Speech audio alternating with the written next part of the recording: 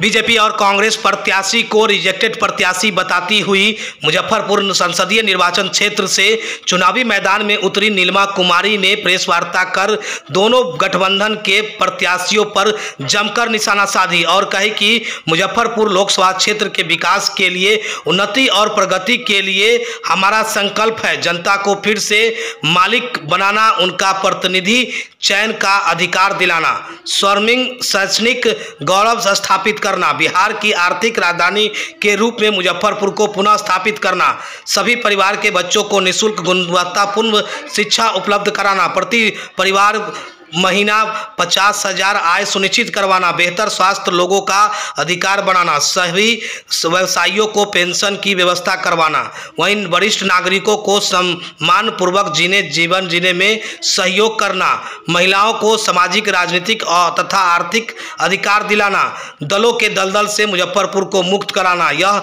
उनके चुनावी संकल्प पत्र में घोषणा किया गया है।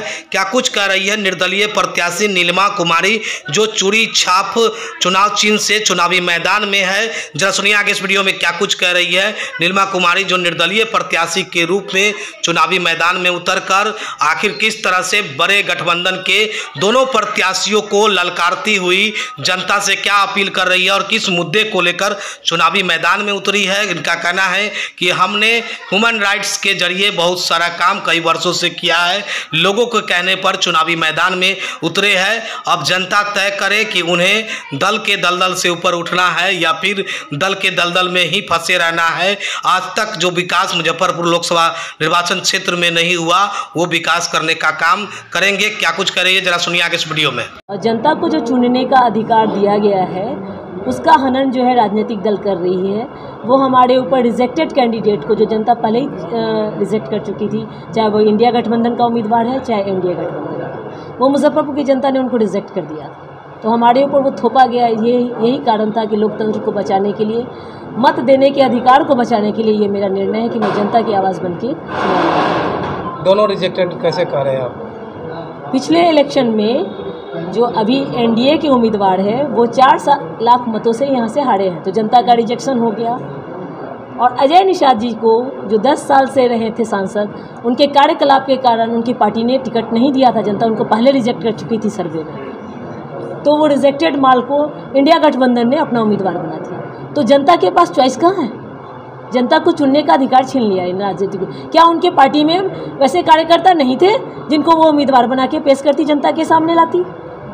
26 लोग मुजफ्फरपुर लोकसभा क्षेत्र से मैदान में जी। अब कैसे कहते हैं कि जनता का चुनने का अधिकार खत्म हो गया, जबकि 20 को मतदान है, 26 में से कोई एक जीतेगा। आप पहले से तय मैं दोनों मुख्य राजनीतिक, मैंने जीतने की बात नहीं की, तो जो मुख्य राजनीतिक विचारधारा के दो मुख्य गठबंधन जो है भारत में, जो भारत का ग्रामीण परिवेश का होता है कि ये लोकसभा का इलेक्शन है, न कि ग्राम पंचायत का, तो यहाँ पर बड़े परिप्रेक्ष्य में देखा जाता है। तो जो मुख्य धारा के 2 दल है, 2 गठबंधन है, उनकी मैं बात कर रही हूँ। अभी जो उम्मीदवार खड़ा हुए हैं वो जनता से उनका संबंध स्थापित होते होते समय लग जाएगा। किस एजेंडा के साथ आप आई हैं?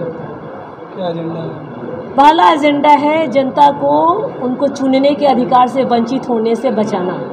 दूसरा एजेंडा है शैक्षणिक गौरव को, जो मेरा मुजफ्फरपुर का शैक्षणिक गौरव था, उसको पुनः स्थापित करना। शिक्षा के क्षेत्र में स्तरीय शिक्षा, जो कि मैं 1 to 10th तक का फ्री दूंगी बिहार के बच्चों को, जो कि सिविल सेवा के शिक्षक जो पढ़ाएंगे, तो स्तरीय शिक्षा उन लोगों को उस लेवल का मिलेगा ताकि किसी भी सरकारी नौकरी के लायक वो बन सके, क्योंकि कंपटीशन बहुत टफ है।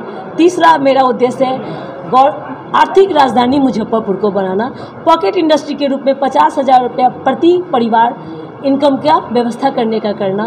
और चौथा मेरा है महिलाओं को सम्मानपूर्वक जीवन जीने का अधिकार, चाहे वो राजनीतिक हो, सामाजिक हो, आर्थिक, जो उनको अधिकार है वो सिर्फ अधिकार कागज पर नहीं, धरातल पर उतर सके। ये प्रयास रहेगा। अभी यहाँ के जो सिटिंग एमपी थे वो रूलिंग पार्टी के थे, तो मतलब ये सब चीज़ों को वो कर नहीं पाया, तो आप निर्दलीय हो कि किस तरीके से इसको? निर्दलीय होके मैंने मानवाधिकार के क्षेत्र में 20 साल काम किया है। मानवाधिकार ही मेरा पैशन रहा था, और जिसका पैशन 20 साल ऑलरेडी उस फील्ड में कर चुके हैं हम। और महिलाओं के आरक्षण जो मिले हैं लोकल बॉडीज़ में, उसमें मेरा हस्तक्षेप रहा है। जुडिशियरी में जो आरक्षण मिला उसमें मेरा हस्तक्षेप रहा है, और शिक्षा के क्षेत्र में जो महिलाओं को 50% स्कॉलरशिप देने का मैंने काम किया है। जो सरकार का जो था ना कि 35% रिजर्वेशन, तो जब तक वो शिक्षित ना होगी तो वो लाभ कहाँ मिल पाएगा सभी वर्गों को, उसके लिए भी मैंने प्रयास किया है। और जब मुझे मौका देगी यहाँ की जनता तो मैं उस लेवल पे भी पहुँचूँ, क्योंकि मैं एक औद्योगिक फैमिली घराने से भी उद्योग को कैसे पॉकेट में बनाया जाता है, उसको आयात निर्यात से कैसे जोड़ा जाता है, इसका भी मुझे बचपन से एक्सपीरियंस है और सामाजिक कार्य का भी एक्सपीरियंस है। पूरा परिचय दीजिएगा।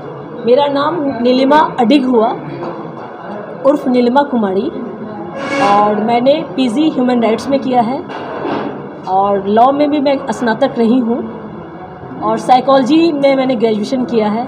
तो मल्टी डायमेंशनल फील्ड रहा है हमारा। घर यहीं और यहाँ की मुजफ्फरपुर की बेटी हूँ। छाप क्या हुआ? चूड़िया छाप है, जो यहाँ का लहठी व्यवसाय है वही मेरा छाप है। कितना नंबर पर है आपका? 18 नंबर। शो की प्रायोजक है मां भवानी डेकोर प्राइवेट लिमिटेड, मतलब a complete floor solution, new 0 mile Dadar road, Muzaffarpur.